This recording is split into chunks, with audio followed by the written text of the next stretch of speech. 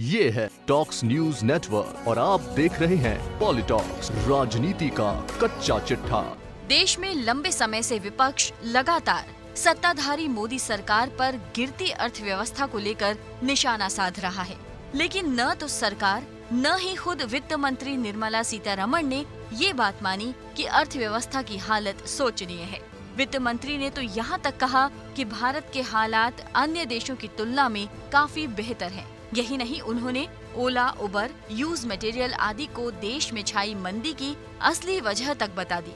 इस बीच कुछ ऐसा हुआ कि सोशल मीडिया भी दो धड़ों में बंट गया।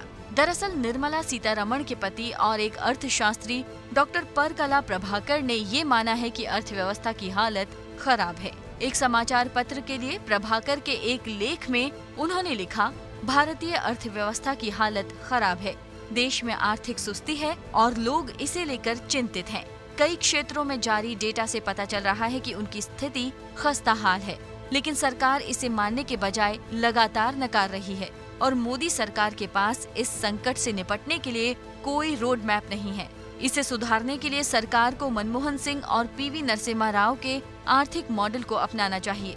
बता दें, परकला प्रभाकर ने कुछ महीने पहले आंध्र प्रदेश सरकार के संचार सलाहकार पद से इस्तीफा दे दिया था। अब परकला प्रभाकर के इस बयान को लेकर सोशल मीडिया पर बवाल मच गया है। यही नहीं, एक धड़ा प्रभाकर के पक्ष में तो दूसरा वित्त मंत्री के बचाव में आ खड़ा हुआ। मामला कुछ इस कदर वायरल हुआ कि वरिष्ठ पत्रकार बरखा दत्त, शिवसेना नेता प्रियंका चतुर्वेदी और कांग्रेसी नेता मदन मोहन झा तक ने सोशल मीडिया पर कमेंट किया। इस मुद्दे पर अब जनरल यूजर्स ने भी ट्वीट करना शुरू कर दिया है।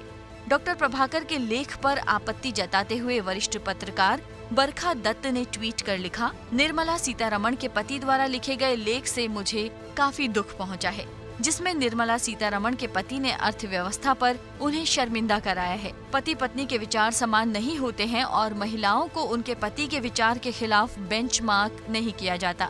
कृपया स्वतंत्र रूप से निर्मला सीतारमण का मूल्यांकन और आलोचना करें।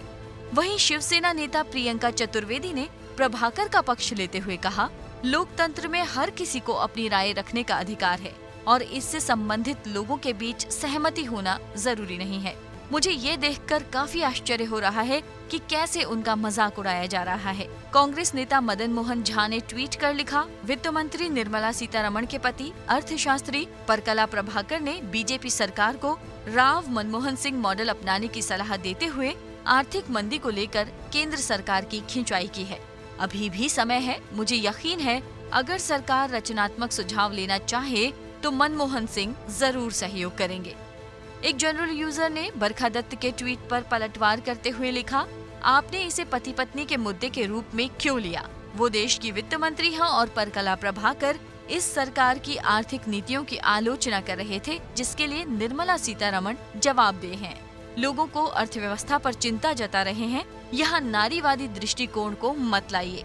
डॉक्टर प्रभाकर के लेख पर ऑल इंडिया महिला कांग्रेस ने मोदी सरकार पर निशाना साधते हुए ट्वीट किया, वित्त मंत्री के पति और राजनीतिक अर्थशास्त्री परकला प्रभाकर ने मंदी के कारण मोदी सरकार पर निशाना साधा, राव मनमोहन सिंह मॉडल को गले लगाने के लिए कहा।